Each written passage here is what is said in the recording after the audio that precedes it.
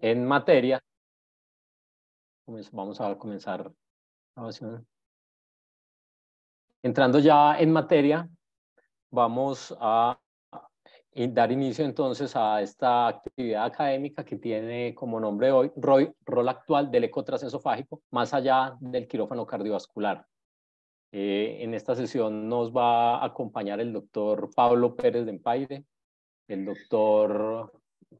Pablo le queremos agradecer porque, comentaba ahora con él, siempre ha sido un apoyo muy activo en todas las actividades académicas y nos ha acompañado mucho en muchas de las actividades que hemos realizado a nivel de SADEA. Ha sido pues un amigo incondicional con SADEA y quiero pues hacer ese reconocimiento en este momento. Muchas gracias. El doctor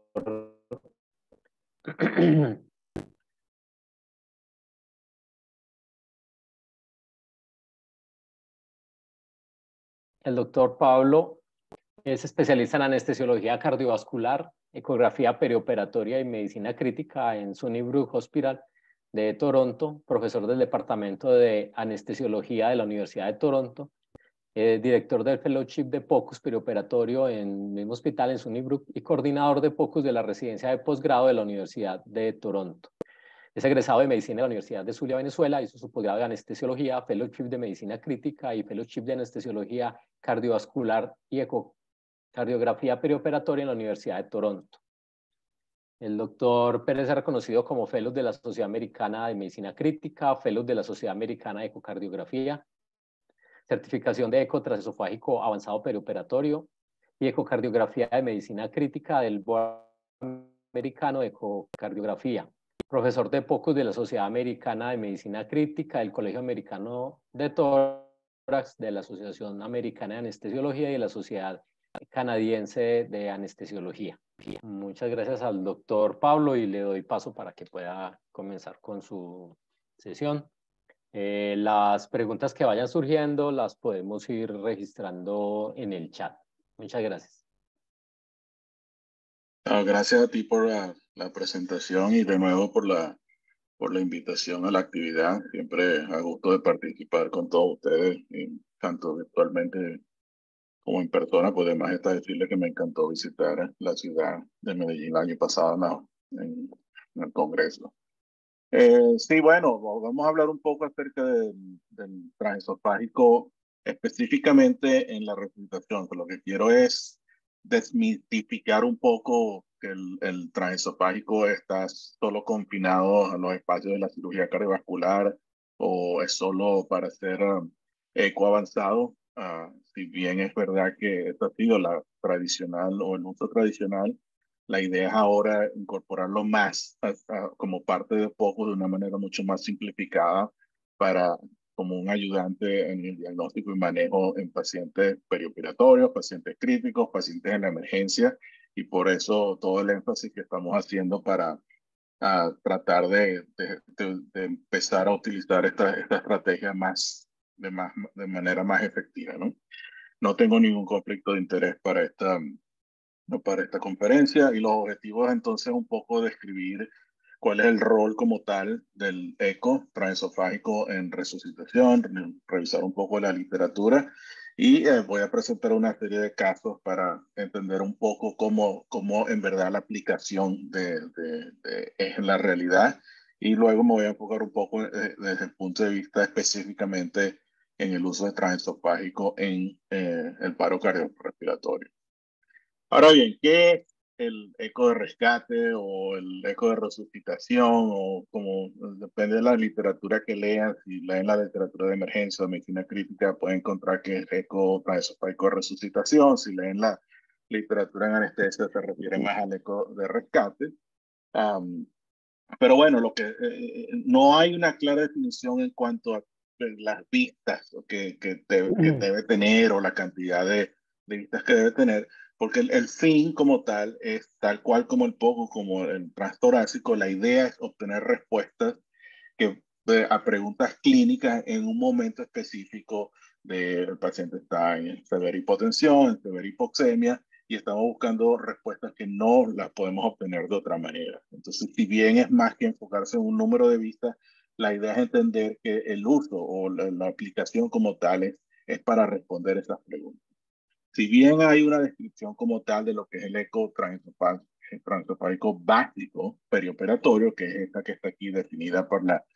Sociedad Americana de Ecocardiografía, donde básicamente el eco transesofágico tradicional avanzado que se hace en el quirófano cardiovascular tiene 28 vistas, se utiliza Doppler de color, se utiliza Doppler de espectro, se utiliza otra serie de mediciones, si bien este es un poco más simplificado y está destinado para el uso de anestesiólogos no cardiovasculares, pero igual tiene unas 11 vistas que son las que se pueden obtener y son parte como tal del estudio como tal. Ahora bien, a mí me gusta pensar cuando hablamos de eco de resucitación como y siempre pongo este ejemplo. Yo soy un gran fanático del rock y este es uno de mis álbumes preferidos de los 90, una banda que se llama Nine Inch Nails. Y el nombre del álbum es el espiral que va hacia abajo, ¿no? Y entonces, así es que me gusta pensar un poco cómo es el eco de rescate, cómo es el eco de resucitación. Se trata de cuando estás en el quirófano o en la unidad de cuidados intensivos o de urgencia y este paciente está sumamente chocado, hipotenso o hipotémico y no responde a las medidas de resucitación tradicionales o iniciales, más bien la cosa sigue empeorando y es en este momento cuando no encontramos o no tenemos esa ayuda que nos pudiera dar una mejor afinación al diagnóstico. Y por eso es donde, o de esto lo que vamos a llamar o lo que estamos definiendo como eco de resucitación transesofágico o eco de rescate. Y igual que cuando se hace el focus o el focus transtorácico, donde las cuatro o cinco vistas tradicionales, que son el paraesternal de largo, el paraesternal corto, el apical de 4 cámaras, el subcostal, bueno, aquí la idea es similar, porque es solo usar 5 o 6 vistas que nos pueden dar o nos pueden ayudar a utilizar esa respuesta. Y en tal sentido, las vistas que están definidas o que tradicionalmente se han descrito para esta aplicación son la vista de 4 cámaras del medio esófago, la vista del medio esófago de eje largo, que es esta que está aquí, donde es similar un poco a lo que sería el paraesternal de ojo largo pero invertido, y el medio esofágico de 4 cámaras, que sería más o menos similar al apical de 4 cámaras transtorácico pero invertido, y otras vistas que son el transgástrico de eje corto del ventrículo izquierdo, que es similar a lo que sería el paraesternal de eje corto en transtorácico, y una que es exclusiva del transesofágico, que no se hace en transtorácico, que es la bicava, donde lo que estamos viendo es utilizando el ángulo o la versatilidad que tiene el transesofágico comparado con el transtorácico, que se puede utilizar el omniplano, que lo que hace es que mueve el ángulo del ultrasonido de 0 a 120 grados, por lo cual da una versatilidad increíble de imágenes que se pueden obtener. Y la que obtenemos el bicado, donde lo que vamos a ver es la vena cava superior, la vena cava inferior, la aurícula izquierda, y esta vista es muy importante para el asunto de canulaciones de accesos centrales, o si están incluso pensando en ECMO o de cualquier soporte extracorpóreo, también puede ayudar en la canulación. Entonces, la idea es utilizar estas 4 o 5 pistas solamente para obtener las respuestas, y dependiendo de lo que estén buscando, dependiendo del caso, pudieran haber algunas otras vistas adicionales que pudieran dar mayor información, como son el ventrículo del tracto de salida del ventrículo derecho, y si estamos sospechando patología de la aorta descendente, de la aorta ascendente, podemos incluso obtener una vista de la aorta. Y esas son entonces las vistas que tradicionalmente se usan, ¿no? Ahora, ¿cuál es la evidencia? ¿Qué sabemos de cómo se está utilizando? ¿Qué sabemos del real beneficio de todo esto? La verdad es que hasta el momento hay muy poco, no hay grandes estudios, como podrán entender, como todos los estudios de esto, es complicado hacer estudios aleatorizados, por lo que la mayoría de los casos son series de casos. Esta quizás es una de las más insignes, publicadas hace unos pocos años en un grupo de Boston, donde diseñaron un equipo de eco de rescate en pacientes que estaban en el quirófano y por alguna razón se trastornaban severamente hipotensos, hipoxémicos, y un equipo conformado por residentes de del último año o fellows de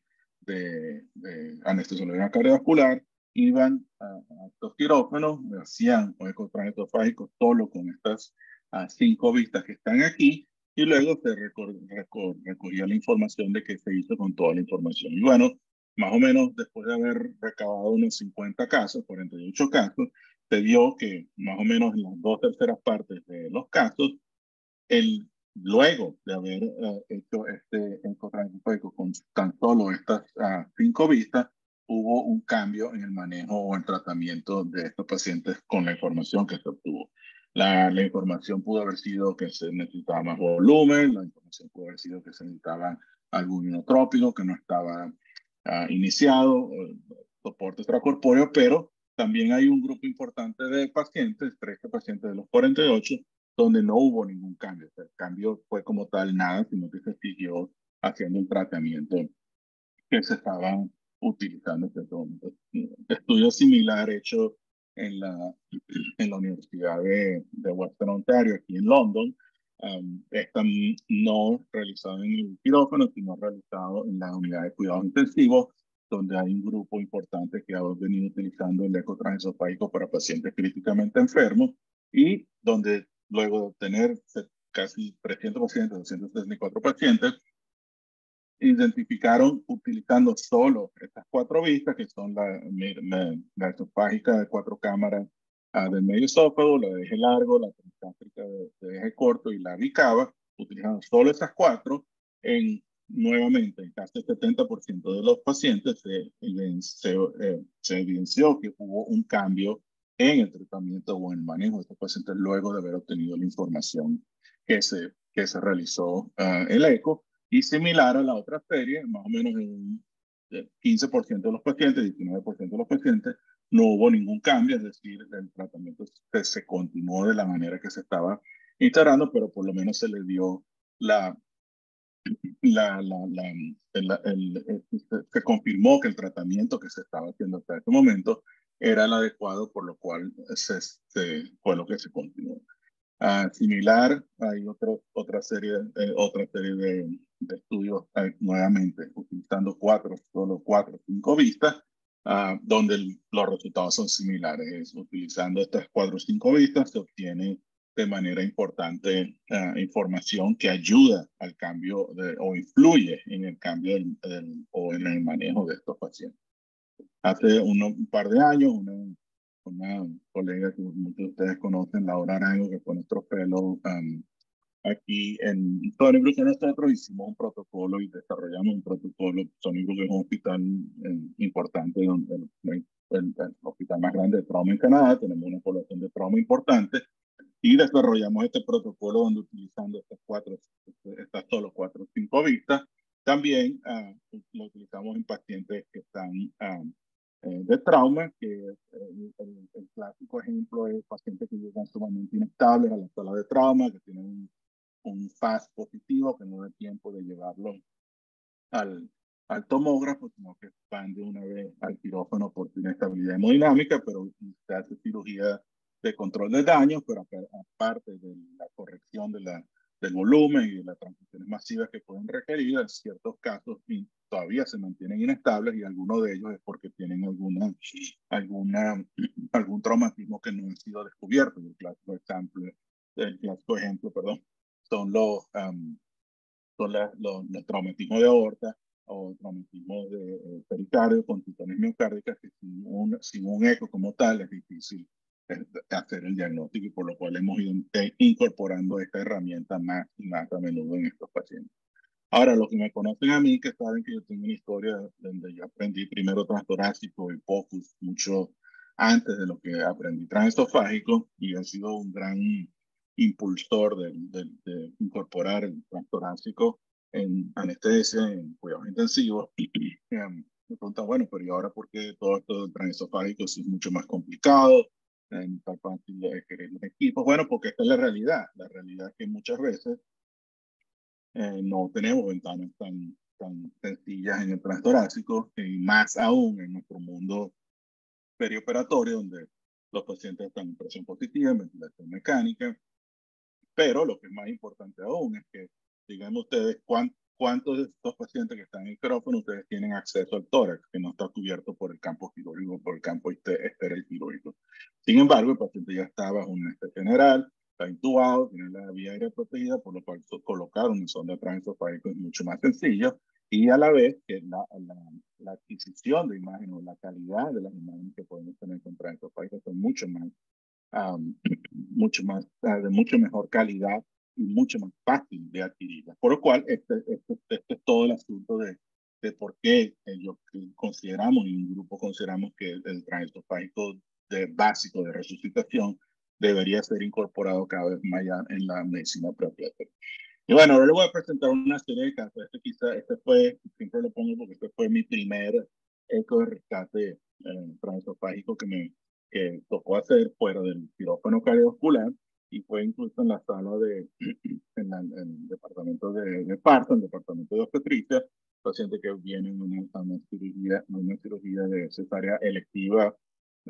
embarazo sin complicación, cesárea sin complicación con anestesia rápida, espinal, y luego luego de que se extrae el bebé, la paciente se pone sumamente hipotensa hasta el punto que cae en paro cardíaco de actividad eléctrica sin pulso, no se entiende bien por qué, se empieza a SLS de manera rutinaria, no hay una causa de sangrado aparente, no hay ninguna otra causa aparente, hipertensión, preeclampsia, nada de esto, por lo cual se prolonga la reanimación por unos 4 o 5 ciclos, y nos piden que vayamos a hacer un poco, no podemos obtener buenas vistas transtorácicas, por lo cual decidimos poner un transesofágico y utilizando estas dos, o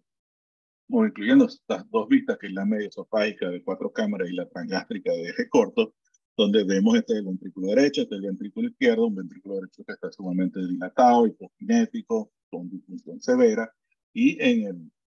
el eje corto, de nuevo, el ventrículo izquierdo que está pequeño, que está pareciera hiperdinámico, probablemente por toda la epinefrina que se le ha venido administrando, pero un ventrículo derecho que está sumamente dilatado,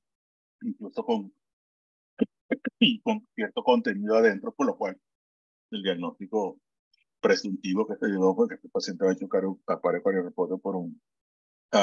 embolismo de líquido amniótico, lo cual es un poco raro por el tiempo que se presentó, pero sin haber ninguna otra causa aparente. Bueno, este fue el diagnóstico más.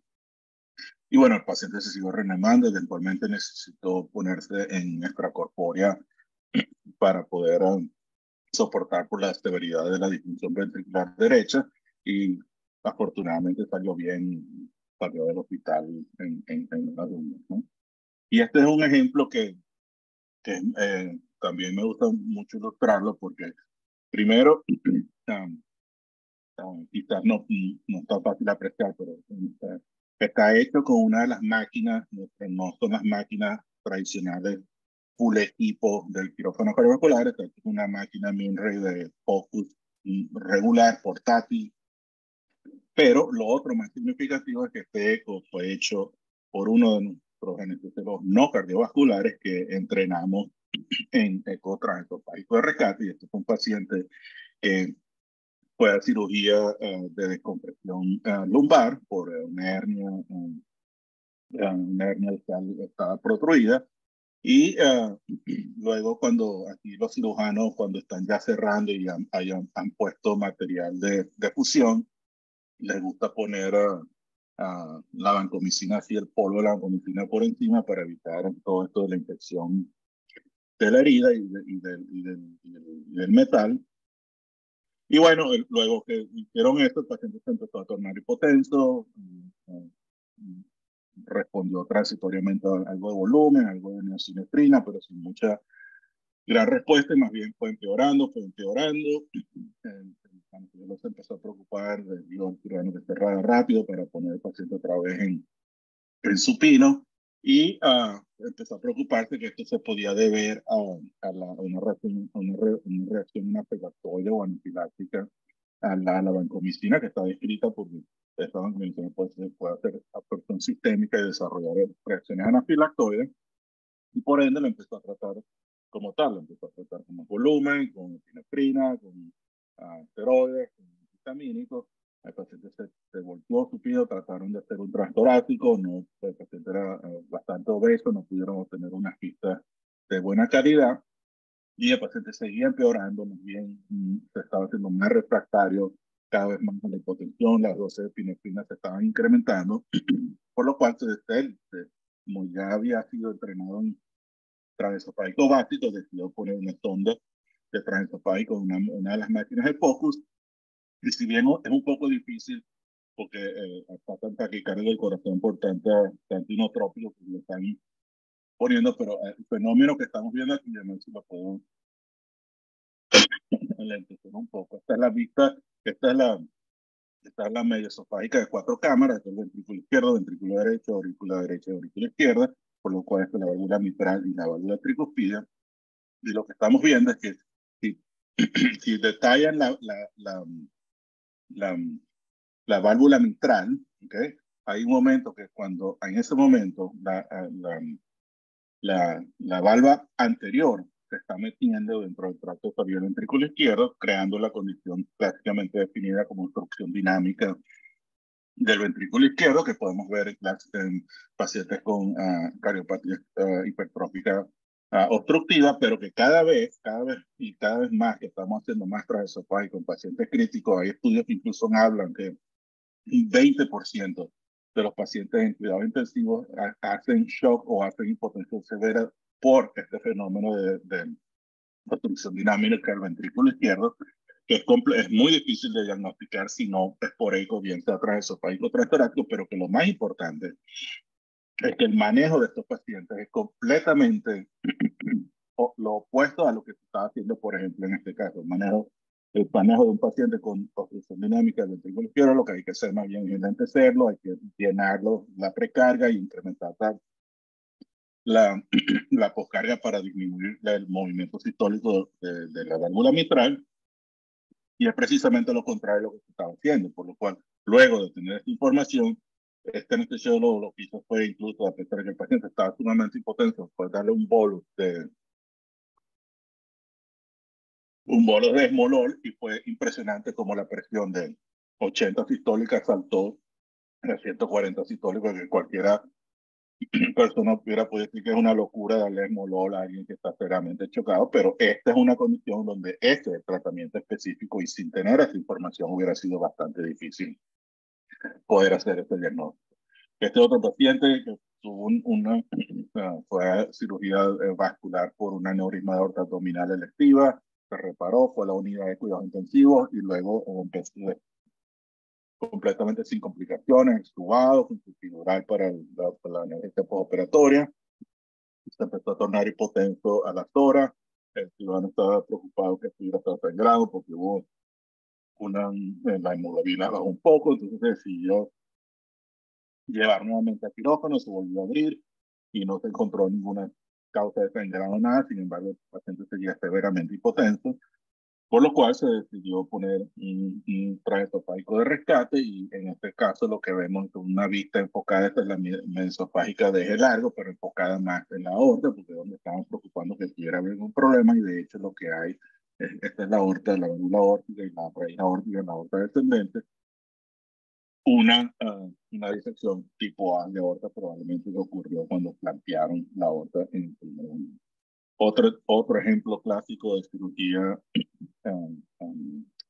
lumbar, donde el paciente cada vez que se ponía en prono se ponía sumamente hipotenso, el paciente se resucitaba, se recibía líquido,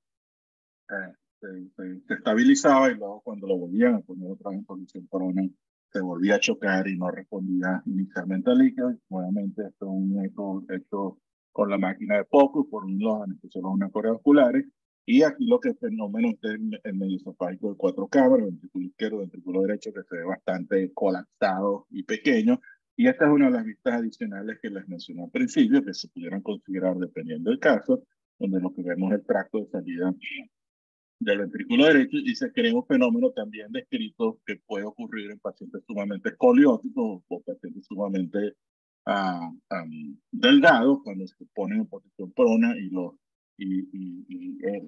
el tórax como tal se comprime y hay una obstrucción dinámica o no dinámica, pero una obstrucción mecánica como tal del ventrículo del tracto de salida derecho.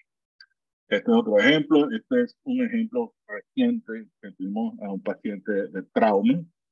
paciente trauma contuso, en motocicleta, de alta velocidad, chocó, se cayó, múltiples traumatismos de hueso, múltiples fracturas, nada craneoencefálico, nada espinal. El paciente se llevó a quirófano a las horas para empezar a estabilizar las fracturas abiertas y en el quirófano se empezó a poner mucho más hipotensa,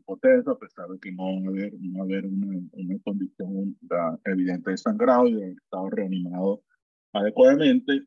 por lo cual se sospechó que pudiera haber algún otro trauma que no podía o otra alguna que no había sido diagnosticado como tal. Y por lo cual se empezaron a hacer más vistas, y aquí las 4 vistas, mira, esto hay 4 cámaras, es largo, el gástrico y la bicava, y si bien no pareciera haber nada que llama poderosamente la atención en ninguna de ellas, lo que sí nos sospechó un poco es si vemos aquí en la válvula aórtica, no se veía de todo normal porque se veía aquí como que estaba prolapsando y no era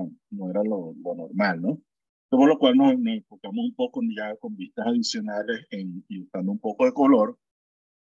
en el eje largo y en la aorta como tal. Y esta es la válvula aórtica y lo que esta zona amarilla que se está viendo que está entrando el ventrículo, lo que indica es que hay una regurgitación aórtica severa, y por lo que está ocurriendo es porque hay un gran prolapso, hay una abulsión completa de una de las válvulas, una de las valvas de la válvula aórtica, cosa que es una de esas cosas sumamente inusual, sumamente rara, nada que está descrito así casi que en casos, reportes de casos de este tipo de traumatismo solamente a la válvula de aórtica sin tener ninguna otra patología aórtica por un traumatismo contuso, pero bueno, esto era lo que estaba ocurriendo y sin esta información hubiera sido casi imposible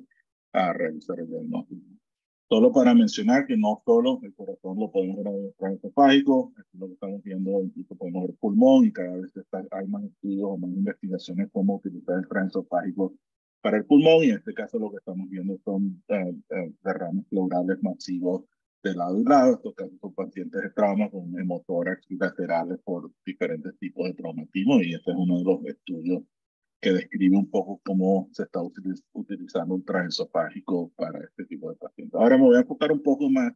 en el paro cardíaco como tal. Sabemos que el ultrasonido está incorporado en las guías de reanimación cardiopulmonar por los últimos años, aunque la recomendación ha venido cambiando, porque una de las cosas que se estaba viendo es que todo el mundo se empezó a emocionar mucho con la utilización de POCUS en los paros cardíacos, pero lo que estaba pasando era que se estaban retardando las compresiones torácicas, o se estaban retardando la iniciación de la desfibrilación, porque todo el mundo lo que quería era poner en la sonda y ver si podía obtener unas imágenes y podía averiguar cuál era la causa del paro, por lo cual la recomendación ha venido cambiando en el grado de recomendación como tal, siempre haciendo la salvedad que nunca debe tardar o nunca debe interferir ni en las compresiones torácicas ni en la desfibrilación. Y por eso es que el transesofágico es ideal también, porque el transesofágico no tenemos que esperar que haga la pausa para chequear el pulso para poder poner la sonda al transtorácico subcostal y ver, porque la sonda está dentro y no tenemos que esperar que esa pausa, porque siempre está dentro y siempre podemos tener en tiempo real a saber lo que está pasando. Y de hecho este estudio comparó, este estudio lo que hizo fue que examinó una serie de reanimaciones cardiopulmonares que se grabaron en video, donde en un grupo se utilizó transtorácico y en otro grupo se utilizó transesofágico, y lo que lograron establecer, lo que lograron ver más o menos 100 pacientes, es que cuando en los casos donde se utilizó transesofágico, porque no había que esperar a esa pauta, no hubo ese retraso o no hubo esa interrupción en las compresiones torácicas. Ahora bien, ¿cuál puede ser el uso? Bueno, el uso puede ser para el diagnóstico, para ayudar a diagnosticar esas famosas H y T, ¿ok? Que específicamente cosas como hipovolemia, como derrame, como taponamiento cardíaco, como severa trombosis isquemia miocárdica o embolismo pulmonar masivo. Pero lo que es más interesante es esto que está en el medio, y ya les voy a explicar cómo es esto, que es, de hecho, mejorar en tiempo real la calidad de las compresiones torácicas. Y esto es lo que me refería, simplemente las diferentes causas de paro cardiorrespiratorio. Un grupo liderado por gran amigo nombre Felipe Terán en los Estados Unidos, Chino también, donde él ha sido el gran impulsor de la utilización de transesofágico en paro cardiorrespiratorio en las salas de emergencia. Ya han hecho varios estudios, este es uno de ellos donde te ayudaba, cómo ayudaba en transesofágico, y una de las cosas que ayudó a identificar fueron esta condición que se ha venido describiendo más recientemente, que es la actividad eléctrica sin pulso. Pacientes que están con una actividad eléctrica en el monitor, no sentimos el pulso, bien sea porque somos muy malos, y de hecho está demostrado que somos muy malos palpando el pulso de estos pacientes, o porque la hipotensión es tan severa que no palpamos el pulso, pero cuando se pone una sonda de transesofágico se ve que hay una actividad cardíaca organizada, por lo cual se ha descrito como esta pseudo actividad eléctrica sin pulso. Y si bien todavía no es que lo tratemos de manera diferente, es que hay estudios que están buscando a ver si estos pacientes se deben tratar de manera diferente con algún otro inotrópico o algunas otras diferentes dosis de inotrópicos. Pero lo que me refería a cómo establecer, cómo mejorar la calidad, es por esto, porque hemos podido identificar lo que se llama la área de compresión máxima. Y esto, lo importante de entender es que todos visualizamos que cuando estamos haciendo reanimación cardiopulmonar y compresión torácica, todos nos imaginamos que estas compresiones de hecho están comprimiendo el ventrículo izquierdo y el ventrículo derecho, y por lo tanto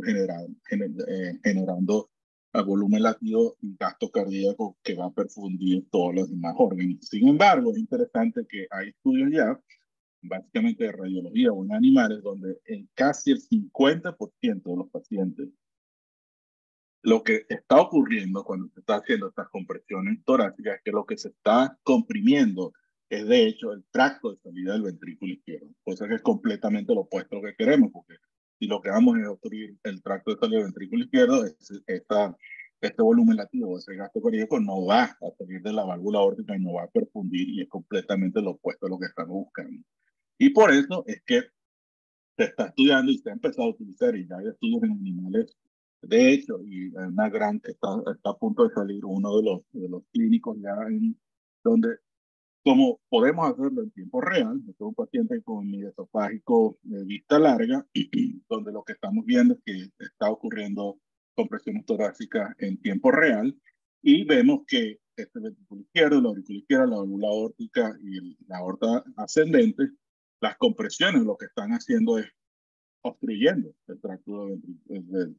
salida del ventrículo izquierdo, obstruyendo la válvula aórtica como tal, cosa que es completamente lo que no queremos. Pero como lo podemos ver en tiempo real, bueno, lo que podemos hacer es que podemos ajustar el área de las compresiones, y si bien está obstruyendo el tracto de salida ventrículo izquierdo, quiere decir que los estamos muy anteriores y muy superiores, y bajando un poco las manos y moviéndolas más medialmente, fíjense cómo ya aquí, en tiempo real también, siguen haciéndose las compresiones torácicas, pero ya vemos como la válvula aórtica se está abriendo y no hay esta obstrucción. De hecho, hay estudios donde los comparan, o se está midiendo o se mide el CO2 expirado, y se evidencia cómo cambia dramáticamente con esta simple intervención. Y bueno, para saltar un poco, porque se me está acabando el tiempo, ya hay estudios o ya hay protocolos donde lo incorporan como tal, de hecho, como parte de los algoritmos de reanimación cardiopulmonar, y cómo incorporarlos como tal. Una de las cosas que siempre preguntan, bueno, todo esto hasta ahora suena muy bonito, pero ¿cuáles son las complicaciones? Es un problema estar poniendo sondas transesofágicas en pacientes chocados, en pacientes durante el paro cardíaco. Vamos a crear un problema en vez de generar un beneficio. Y hasta ahora, la poca data que tenemos, no hay un incremento, no se ha visto que hay una mayor tasa de complicaciones en este tipo de situaciones. Lo usual, las contraindicaciones usuales del transesofágico son todavía válidas para este tipo de casos. Y lo otro importante es que se ha venido estudiando cómo alcanzar la competencia o poder entrenarse adecuadamente. Y como dije, paradójicamente o irónicamente, las áreas o las especialidades que están tomando más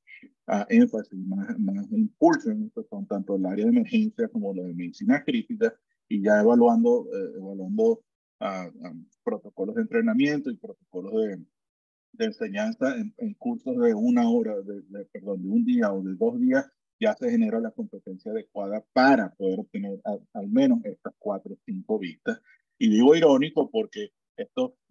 y lo vivimos nosotros como en centro POCU y centro cardíaco. Muchos de estos muchos de estos emergenciólogos, intensivistas, después que hacen sus clases y sus simuladores, donde van y se entrenan con nosotros en los quirófanos cardiovasculares, cosas que no estamos haciendo nosotros con nuestros colegas no cardiovasculares, y fue una de las razones por lo cual lo empezamos a hacer. Y hasta el momento tenemos ya nosotros 4 todos no cardiovasculares que están entrenados en la realización de esto. Y esto es un paper que salió casualmente la semana pasada, la guía belga de POCUS, y me llamó bastante la atención porque incluso este es el número de estudios requeridos para decir que alguien tiene la competencia del estudio, y vean cómo llama la atención que necesitas menos estudios de transesofágico básico que, por ejemplo, ultrasonidos gástricos, que pudiera sonar un poco importante, ¿no? Como todo cambio de este tipo, disculpe que está en inglés, pero es difícil traducirlas, son cosas que siempre van a generar resistencia, siempre van a escuchar y van a, a, a, a encontrar este tipo de resistencia, este tipo de comentarios, y los van a tratar de bloquear y van a decir que esta no es la manera y que son locos porque quieren hacer todo esto. Pero bueno, como todo, así fue el POCUS como tal hace 15 años. La gente está diciendo que estábamos haciendo cosas que no estábamos hacer, y ahora es casi que el estándar de manejo de todo esto. En resumen, yo creo que está claro que cambia el manejo, está claro que tiene un rol en la reanimación cardiopulmonar, y así como el POCUS está claro que llegó para quedarse, yo creo que el transesofágico también, sin olvidar nunca que recientemente publicado por unos grandes líderes del POCUS, a pesar de todas las tecnologías y todas las máquinas que podemos tener, toda la modernidad, al final todo tiene que estar en contacto clínico de un paciente, responder a preguntas clínicas que sean pertinentes para cada caso. Y bueno, salgan de aquí, digan que van a empezar a establecer conexiones o de cómo poderse entrenar contra eso con sus colegas cardiólogos, sus colegas cardiovasculares. Esto es una serie de cursos que nosotros damos en Norteamérica y en otras ciudades de Europa. Estamos tratando, ojalá, poderlo llevar a alguna parte de Latinoamérica el próximo año. Este es mi correo electrónico, y si usan Twitter, este es mi handle, y si usan Instagram también mi handle, aunque mi Instagram mío no es tan científico como en Twitter. Y bueno, muchas gracias nuevamente por la invitación, y a gusto de responder preguntas o comentarios.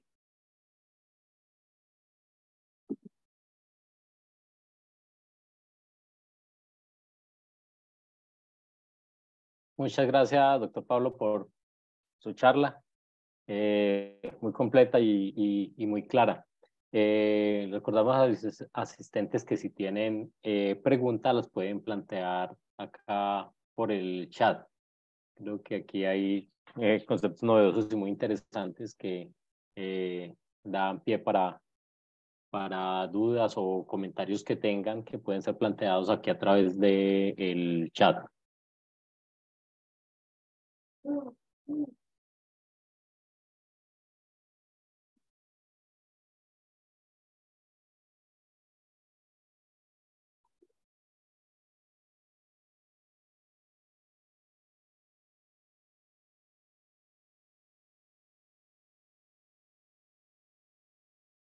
Bueno, mientras se animan acá a plantear sus inquietudes, tenemos, en este momento ya usted nos comentaba que están apareciendo ya algoritmos de reanimación que tienen incorporado el eco transesofágico como tal al interior del protocolo. ¿Usted cree que además de incorporarlo como su uso va a cambiar en alguna forma algunos de los algoritmos que actualmente tenemos en cuanto, por ejemplo, a uso de medicamentos o de las secuencias de desfibrilación o las secuencias con el uso de medicamentos y desfibrilación en los pacientes, teniendo en cuenta los hallazgos de los ecos durante las reanimaciones? Quizás no, bueno, hay algunas cosas que sí pueden cambiar que se pueden detectar más tempranamente, y bueno, no tenía más tiempo, pero hay estudios donde se ha demostrado que se pueden diagnosticar más tempranamente casos de fibrilación ventricular muy fina que no se pueden ver en el monitor como tal, pero que se pueden ver en el eco, y entonces se pudieran desfibrilar más tempranamente. Y el otro es estos casos de pseudoactividad eléctrica de impulso que a pesar de que no hay cambios como tales actuales, creo que pudieran haber algo de dirección en que estos pacientes se deben tratar con dosis más elevadas de inotrópicos o inotrópicos más tempranos, tipo adrenalina más temprano o a dosis mayores, porque hay una actividad definida que lo que necesita es más um, quizás más actividad química más que las compresiones mecánicas como tal.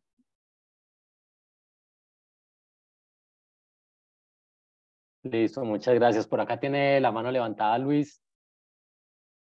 Luis, un saludo.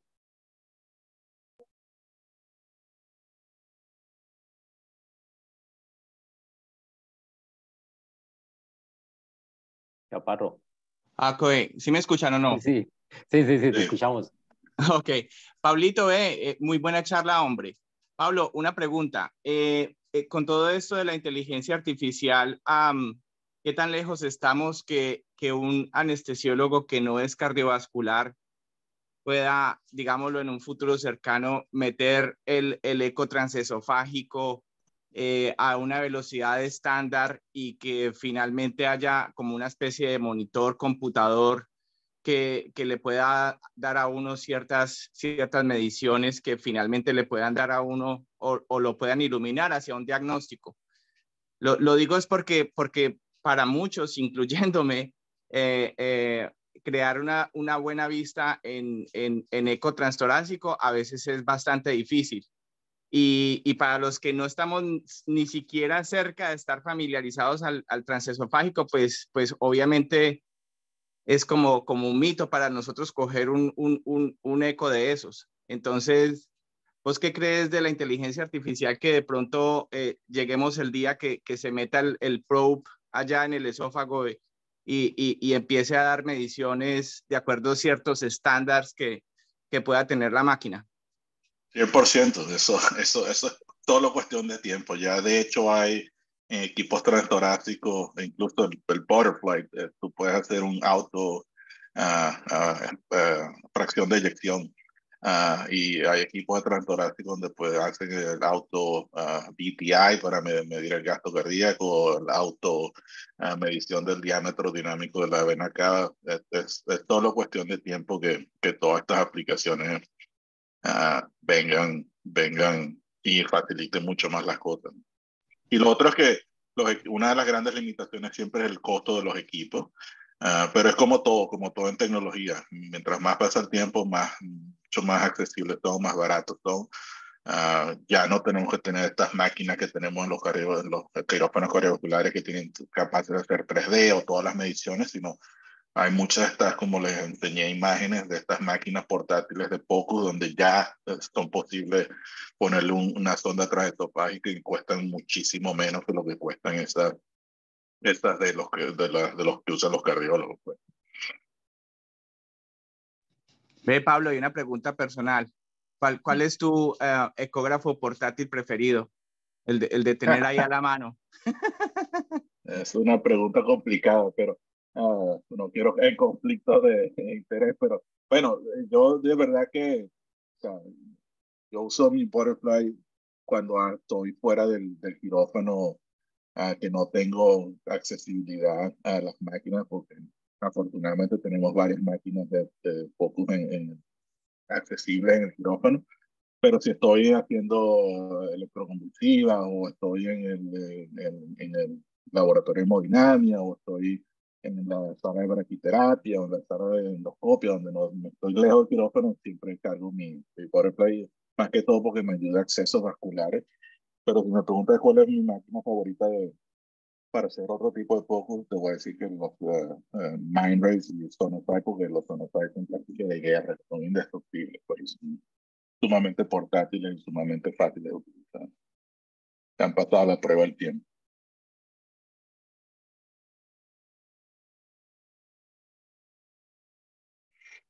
Creo que hay varias preguntas en el chat.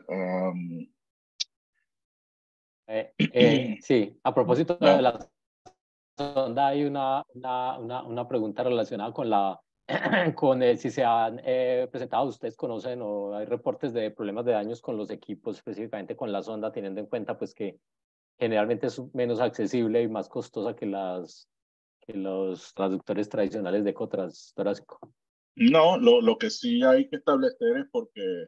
y es una de las cosas cuando uno empieza un programa transesofágico, bien sea en emergencia o en cuidados intensivos, donde no se ha hecho tradicionalmente,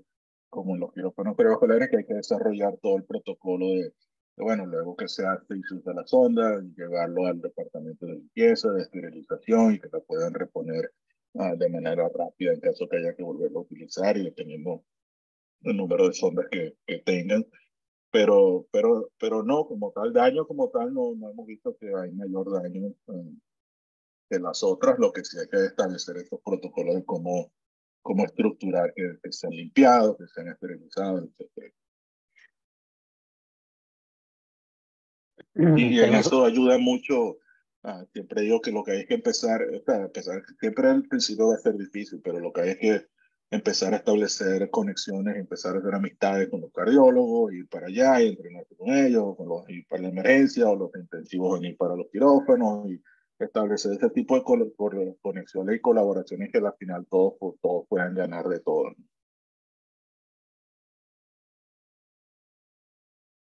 por acá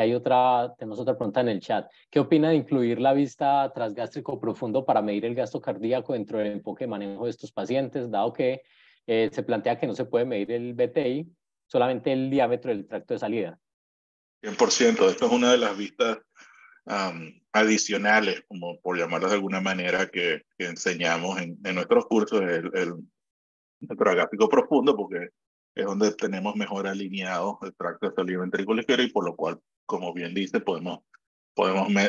medir el BPI y calcular el volumen latido y el gasto cardíaco y lo hacemos y lo podemos utilizar de manera dinámica. Podemos medirlo, saber cuál es el gasto, saber cuál es el volumen latido. Hacemos, esto es lo bueno del eco, hacemos cualquier tipo de intervención, bien sea dar más volumen o dar un inotrópico, y entonces podemos volver a medir y en tiempo real podemos ver si hay algún cambio o no, o alguna variación en respuesta al tratamiento que se utilizó. Y es mucho más fácil de adquirir esa vista como tal técnicamente que adquirir un buen apical de 5 cámaras de transtorácico, que sería el equivalente para poder medir el BPI. Listo, por acá nos cuenta el doctor Felipe Muñoz acerca de la experiencia de implementar el eco transesofágico fuera de la sala de cardio. Quisiera que nos explicaran un poco acerca de un poco más de detalle cómo fue el proceso de implementar el eco transesofágico fuera de la sala de cardio en el hospital, por dónde comenzaron, qué detalles recomendarías tener en cuenta para un centro que esté contemplando comenzar a implementarlo y qué dificultades o inconvenientes tuvieron de acuerdo a la experiencia en tu centro. Sí, la primera obstáculo que nos tocó vencer era convencer a los otros cardiovasculares que entrenáramos a nuestros colegas, porque no todos creían que esto era una cosa que debería salir de los quirófanos cardiovasculares. Pero luego, entendiendo que, sobre todo si trabajas en hospitales, como en nuestro caso, que es un hospital de alta complejidad, donde se hace, además de cardiaca, se hace cirugía de alta complejidad de otro tipo, bien sea vascular, neuroquirúrgica, cáncer, mucho trauma. Y en algunas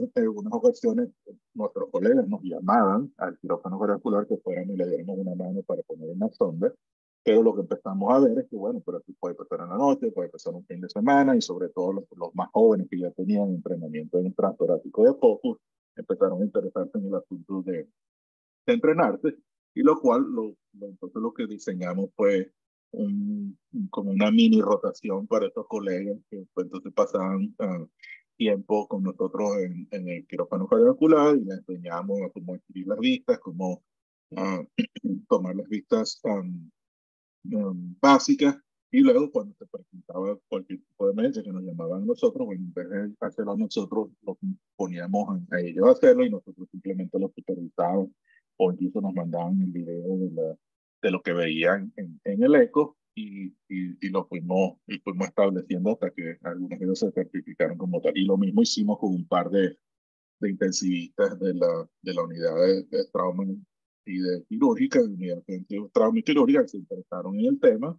y luego de darles el currículo, la parte didáctica, adquirieron una zona de trabajo para la unidad, y lo que hicimos eso fue una mini rotación para ellos,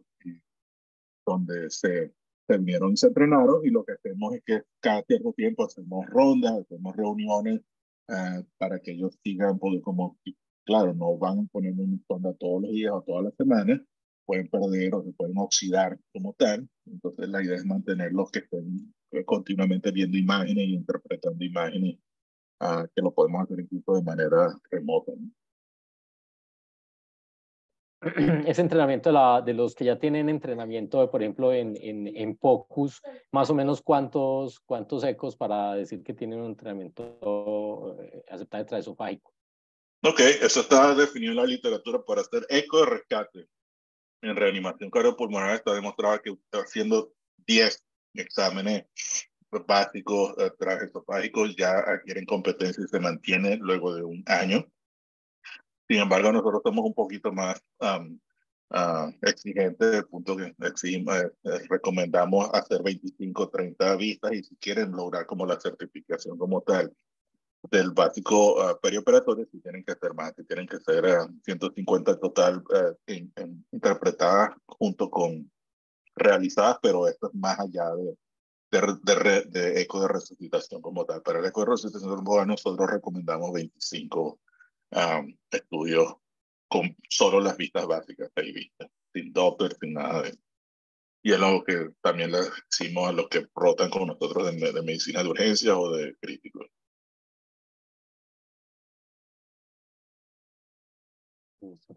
Aquí hay varias preguntas respecto a la persona que lo hace y el tipo de procedimientos. ¿Qué tipo de pacientes no quirúrgicos cardiovasculares deberían tener eco transesofágico como monitoría intraoperatoria? Bueno, es un poquito más complicado, porque eso sí, dependiendo de la escuela y dependiendo de la literatura que lea, hay gente que abogan, o el grupo que abogan, por ejemplo, cirugía compleja vascular, debería hacerse transesofágico, cirugía de trasplante de hígado, de cirugía de otro tipo de trasplantes también. Sin embargo, nosotros como tal no tenemos la capacidad de hacer esto todavía, porque no tenemos la cantidad de gente entrenada para ello, porque aparte de los cardiovasculares solo son 4 o 5 adicionales, por lo cual la manera que lo utilizamos no cardiovasculares por los momentos es solo de manera de rescate, es decir, el paciente está sumamente chocado, no responde a las medidas iniciales o caen en paro cardíaco o severa hipoxemia que no responde a nada. Son las situaciones que se hacen. Pero sí hay hospitales, sí hay grupos donde se utilizan de manera rutinaria en otro tipo de cirugías de alto riesgo no cardiovascular, principalmente en vascular, complejas vasculares, trasplantes de hígado o trasplantes multiviscerales, o incluso en los pacientes de trauma complejo también. ¿Y el uso del eco lo está haciendo el anestesiólogo cardiovascular o anestesiólogo general con entrenamiento en transesofágico? ¿Cuál es? ¿Lo de rescate? No, lo de rescate todo. Si el de cardiovascular está cubriendo una sala no cardiovascular, bueno, lo hacen, pero si los cardiovasculares están ocupados o no están, porque no hay casos cardiovasculares en el momento, y hay algunos de los no cardiovasculares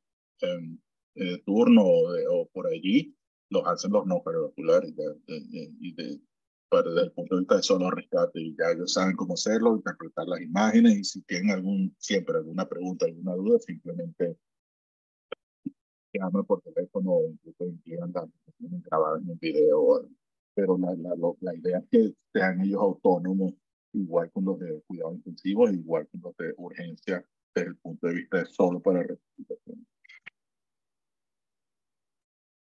Listo, creo que ahí también quedan respondidas las otras preguntas que estaban respecto a quién hacía el eco en UCI y qué porcentaje de ecos hacían en monitoreo intraoperatorio y no cardíaco. Creo que queda respondida esa pregunta. Y de hecho hay centros donde no hay cirugía cardiovascular como tal, por lo cual no hay anestesiólogos cardiovasculares, y entonces la idea es que, y ya de hecho, un ejemplo como Laura, que fue nuestro fellow y ahora está trabajando en un hospital que no hace cardiovascular para nada, ni siquiera vascular, y hay 2 de ellas que están entrenados y certificados incluso como ecobásicos, y pueden poner, y tienen la zona y ponen la zona transesofágica para casos de columna complejo o neuroquirúrgicos complejos, que es bastante de lo que hacen allá. O en cuidados intensivos, si alguien está sumamente chocado o hay que ponerlo en extracorpóreo, también lo pueden hacer sin ninguna dificultad. Y el otro ejemplo que le ponía en servicios de urgencia, hay muchos servicios de urgencia ya que todos los paros cardíacos, ellos ponen su transesofágico solo para monitorear o para usarlo durante la parada cardíaca, y ellos de manera autónoma hacen logran todas las vistas, interpretan y toman sus decisiones basadas en lo que ven.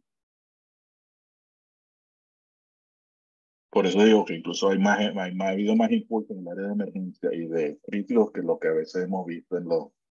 anestesiólogos no cardiovasculares, por lo cual creo que hay que ponernos las pilas, como decimos en Venezuela,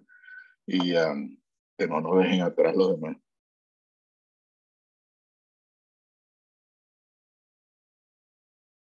Sí, creo que así que comenzar por el entrenamiento, un buen entrenamiento en transtorácico y disponibilidad de los equipos y ir avanzando. Yo creo que eso es un proceso. Uno podría decir, bueno, el doctor Pablo nos habla de eco transesofágico, pero también pues, nos está hablando de la limitación que tienen de no poderlo utilizar en todos los escenarios y que es un proceso que se va a ir dando como se comenzó a dar el eco transtorácico inicialmente, ¿cierto? Igual fue con los bloqueos guiados por ultrasonido hace 20, 25 años, nadie usaba, y después una máquina por ahí, lo empezaron a usar algunos, y ahora es casi que todo el mundo los usa, ¿no? Hay preguntas adicionales del auditorio, los participantes, que se puedan plantear acá por el chat, o si lo quieren plantear directamente, le damos acceso.